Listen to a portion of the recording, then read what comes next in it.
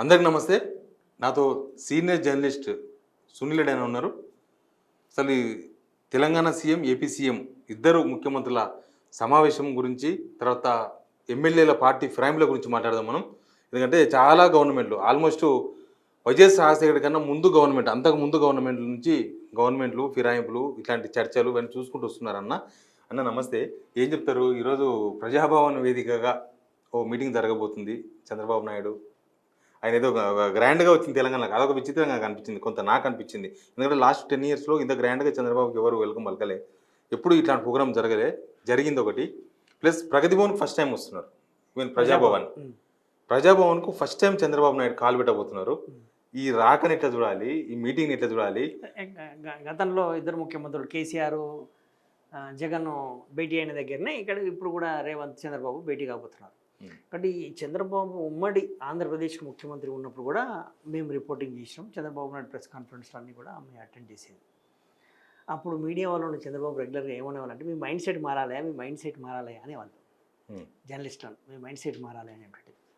సరే, దాని మీద చాలా ఇష్యూస్ జరిగేటువంటి సీనియర్ జర్నలిస్టులు కూడా, అప్పుడు నేను జూనియర్గా ఉండేవాడిని, సీనియర్ జర్నలిస్టు కూడా అదే సార్ మేము ప్రజల్లో ఉన్నటువంటి అంశాలే మాట్లాడుతున్నాం కదా, మా మైండ్ సెట్ మారడం ఏంటి,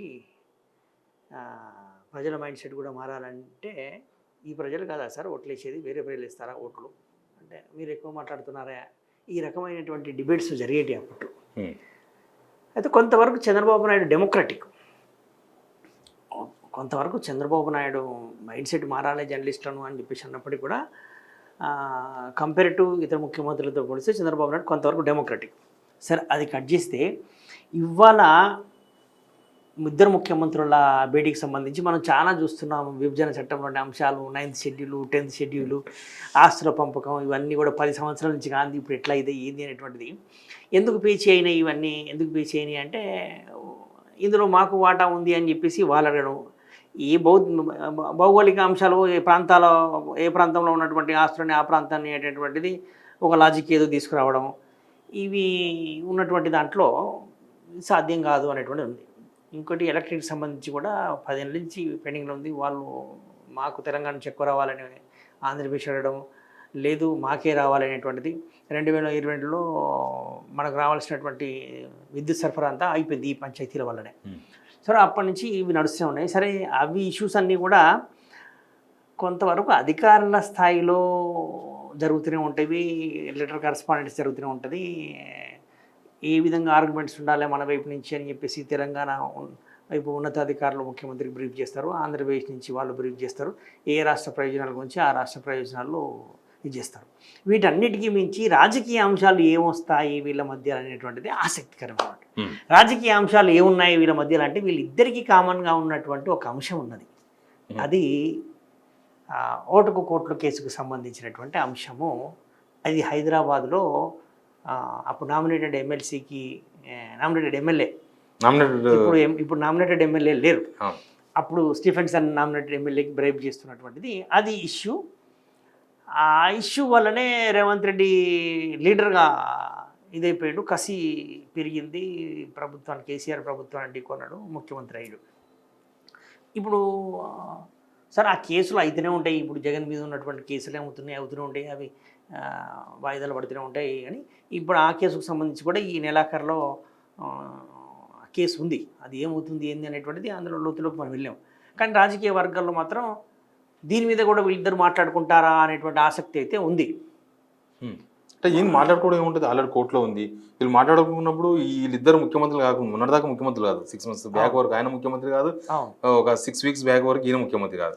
అప్పుడు మాట్లాడుకుంటారు కదా, ముఖ్యమంత్రులు అయిన తర్వాత మళ్ళీ ఐసీ గురించి మాట్లాడాల్సిన సందర్భం ఏముంటుంది? ఇప్పుడు ఆ కేసు ఆఫీసర్ల స్థాయిలో డిపార్ట్మెంట్లు, సాక్ష్యాలు ఇవన్నీ ఉంటూనే ఉంటాయి కదా. సరే, రాజకీయ వర్గాల్లో ఉన్న చెప్తున్నా ఏం జరుగుతుంది ఏంది అనేది మనం ఊహించలేము.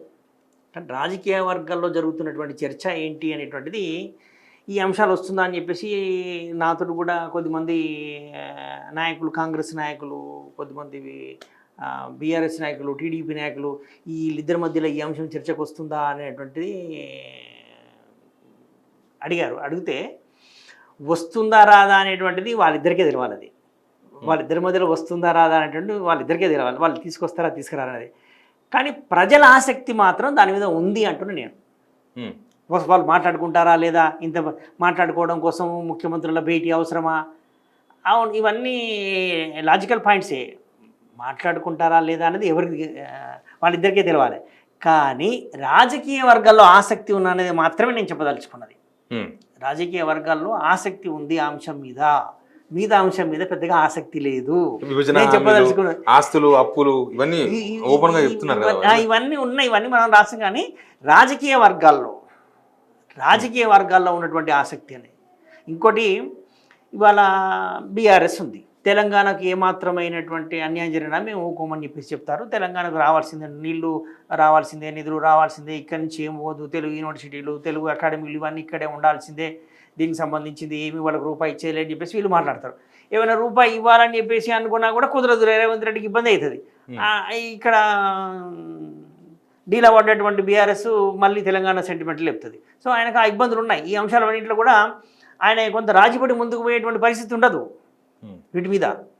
అది సాగునీటి అంశమైనా, ఆస్తుల పంపకమైనా, ఇంకోటైనా కూడా తెలంగాణ ప్రయోజనాలు ఏమాత్రం ఇబ్బంది కలగకుండా, విఘాతం కలగకుండా వ్యవహరించాల్సినటువంటి బాధ్యత రేవంత్ రెడ్డి మీద ఉంటుంది. ఒకవేళ ఆయన ఏమైనా కొద్దిగా మెతగ్గా వ్యవహరించినట్టయితే రాజకీయంగా ఇబ్బందులు ఎదుర్కొంటాడు. ఇక్కడ డీలా పడ్డటువంటి బీఆర్ఎస్ లేస్తుంది, తెలంగాణ సెంటిమెంటల్ చెప్తుంది. ఆ ప్రమాదం ఉంది. ఒకవేళ ఆంధ్రప్రదేశ్ కూడా ఆయన ఏమైనా కూడా ఆంధ్రప్రదేశ్కు కొంత ఇబ్బందికరంగా ఒక అడుగు వెనక్కి తగ్గేటువంటి వ్యవహారం చంద్రబాబు ఏం చేసినా, అక్కడ వైసీపీ ఉంది, అది కూడా ప్రాంతీయ పార్టీనే, వాళ్ళు ఆంధ్రప్రదేశ్ ప్రయోజనాలు అని చెప్పేసి వాళ్ళు చేస్తారు. సో ఏ ప్రాంత ప్రయోజనాలకు ఆ ప్రాంతీయ ప్రయోజనాలు కాపాడుకోవడానికి ఇక్కడ ప్రాంతీయ పార్టీ ఉన్నది, అక్కడ ప్రాంతీయ పార్టీ ఉన్నది, వాళ్ళు ప్రాంతీయ సెంటిమెంట్ రగల్చడానికి వాళ్ళు రెడీగా ఉంటారు.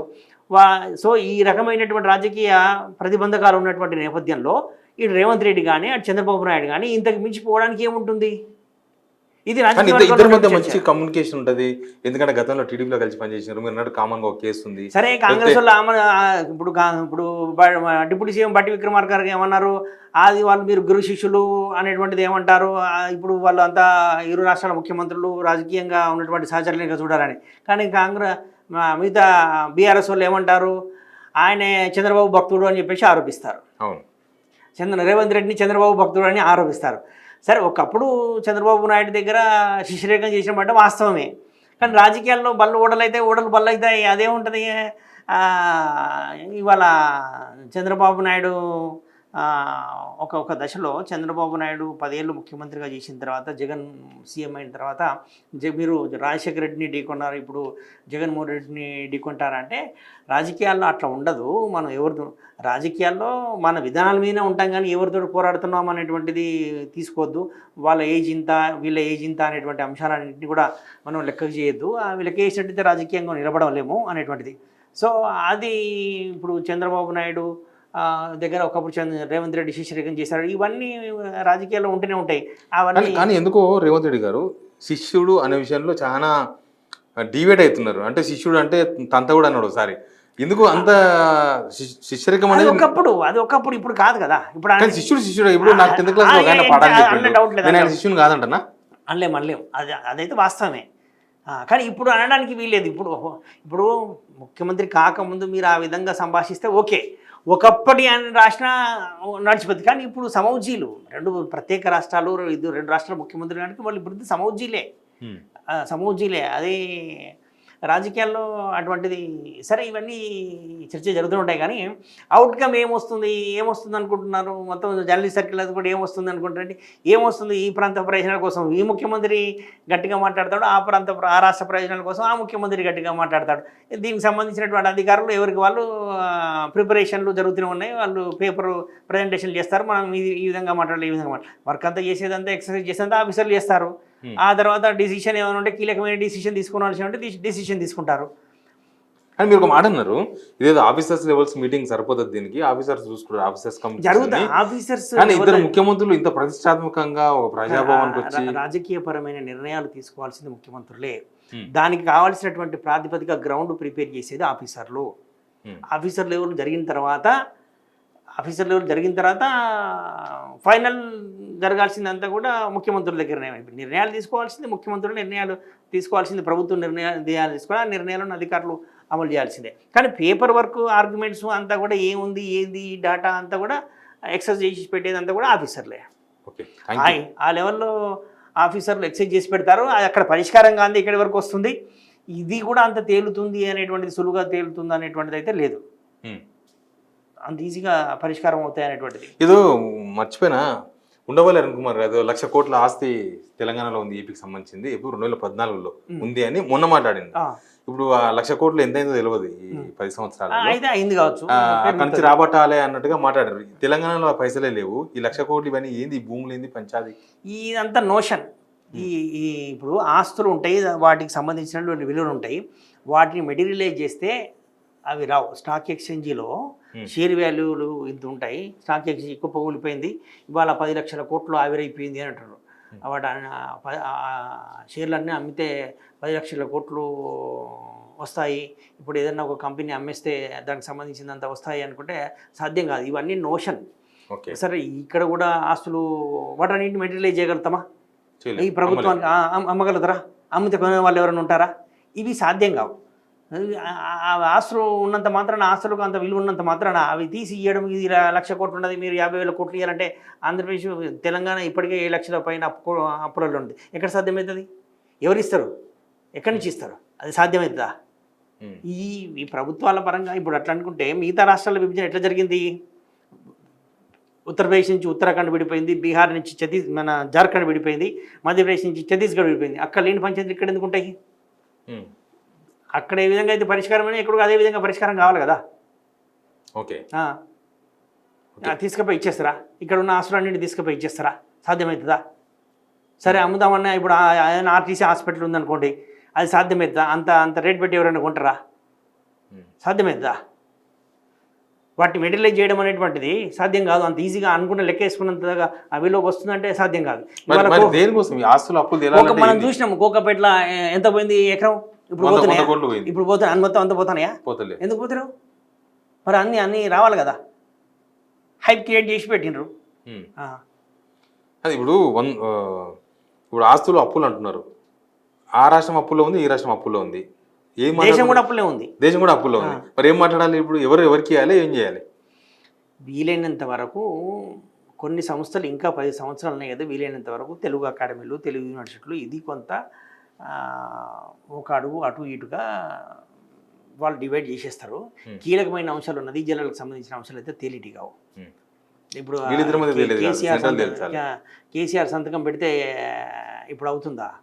ఇప్పుడు అట్లనే దాన్ని ఇచ్చేశారు కదా, బోర్డులకు ఇచ్చేశారు కదా. ఇట్లా కాకుండా పోవడం వల్లనే కృష్ణా వాటర్ బోర్డు ఇచ్చేశారు. బోర్డులో కేంద్రం జోక్యం చేసుకుంటుంది, కేంద్రం చేయాల్సి వస్తుంది. రివర్ వాటర్కి సంబంధించి అయితే బోర్డులకు ఇచ్చేశారు కదా, అది ఇవ్వడానికి వీల్లేదని చెప్పేసి నేను ఇచ్చటం అని కేసీఆర్ అంటున్నాడు. ఇప్పుడు అది నదీ జలాలకు సంబంధించి కూడా 811 టీఎంసీలు ఏ విధంగా ఇచ్చేస్తారు, అంత ఈజీగా పరిష్కారం అయ్యేటువంటివి కావు. ఎవరి ప్రాంత ప్రయోజనాల కోసం వాళ్ళు పట్టుబడతారు. ఇక్కడ రాష్ట్ర ప్రజలంతా, మళ్ళీ మనం అక్కడేకి వస్తాం, మా రాష్ట్ర ప్రజలంతా కూడా తెలంగాణకి ఏమాత్రం అన్యాయం జరగకుండా చూడాల్సిన బాధ్యత రేవంత్ రెడ్డి ముఖ్యమంత్రిది. ఒకవేళ ఆయన ఏమైనా కొద్దిగా మెత్తగా ఉంటే మాత్రం బీఆర్ఎస్ మీద పడుతుంది. మిగతా రాజకీయ వర్గాలు, ప్రజా సంఘాలన్నీ కూడా ఇది. ఆంధ్రప్రదేశ్లో కూడా ఆయనే ఉన్న ముఖ్యమంత్రి, వాళ్ళ ప్రయోజనాలకు సంబంధించి కొద్దిగా మెత్తగా ఉన్నా కూడా ఆంధ్రప్రదేశ్లో కూడా అక్కడ మిగతా ప్రతిపక్షాలు టీడీపీ కూటమి మీద ఇబ్బంది అవుతాయి. సో ఎవరి వాళ్ళు ప్రాంత ప్రయోజనాలు, రాష్ట్ర ప్రయోజనాల కోసం వ్యవహరిస్తారు కాబట్టి అంత ఈజీగా ఇవి పరిష్కారం అయ్యేటువంటివి కావనిపిస్తుంది. ఓకే, థ్యాంక్ యూ సునీల్ అన్న. చూద్దాం ఏం జరుగుతుందో. Please subscribe signal TV.